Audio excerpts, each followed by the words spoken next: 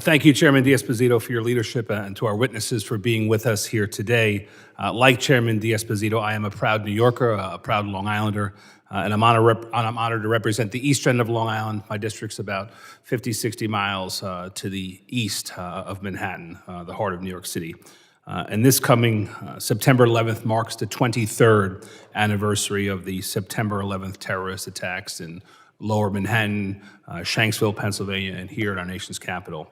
And after that day, we as a nation collectively vowed that we would never forget, that we would never allow another attack of that magnitude on American soil. However, Mr. Chairman, I'm becoming increasingly concerned that we are on the cusp of another major attack, and if we do not properly prepare, we could fail to prevent another 9/11. In fact, the director of the FBI, Christopher Wray, testified in front of the Senate Judiciary Committee back in December and warned Congress of another 9/11-like failure. During that hearing, he said, I quote, "I see blinking lights everywhere." And ask any New Yorker, we know what that means, and we'll tell you plain and simple that we're in trouble.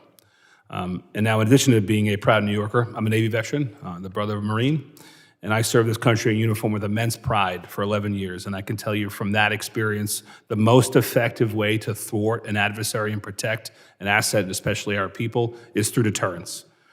The action of discouraging an action or an event by instilling doubt or fear into the consequences.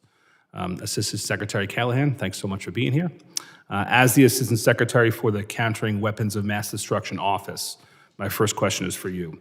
It was only 5 years ago that the Countering Weapons of Mass Destruction Office within the Department of Homeland Security was established. Do you believe that the office has served as a deterrent for our adversaries in attempting to use a weapon of mass destruction on U.S. soil since the office was created? Representative, I do believe it has served as a deterrent, and the way it has done so is by pushing out training, equipment, and exercises to the state and local first responders. They're going to be the ones who are going to come across a chemical, biological, radiological, or nuclear threat, and getting training and technology in their hands is how that we can not only identify, but prepare and respond. Our mission is to prevent and detect and deter CBRN threats, and I think we're doing so with regard to our relationship with state and locals, also in Nassau County as well as in Suffolk County, sir, and also with working with our operational components here in the Department of Homeland Security, and then working in the interagency with FBI and DOE. Yes, sir. Great. And I know that Dr. Sherman resisted the temptation to answer the question about the blank checks, and then you referenced— I'll write it. You're going to get a shot at the same question then. How can you build on that success? In your answer just now, you said technology was a key part of what we ought to be focused on moving forward. Give Congress a sense of what else you think we ought to be leveraging, in technology and otherwise, to be able to build on the success of the last 5 years.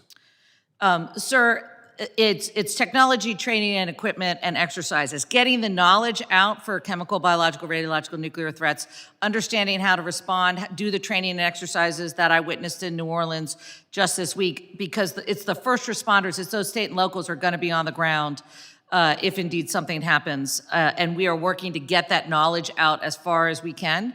With regard to the check that I will write, the enduring reauthorization of the CWMD office is crucial to make sure that we can be that linchpin for the entire CWMD ecosystem.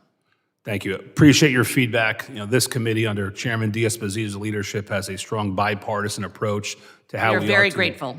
And we're going to continue that. We're committed to doing that. Thank you. I'm going to maybe go to a next round in the future, Mr. Chairman, so I yield.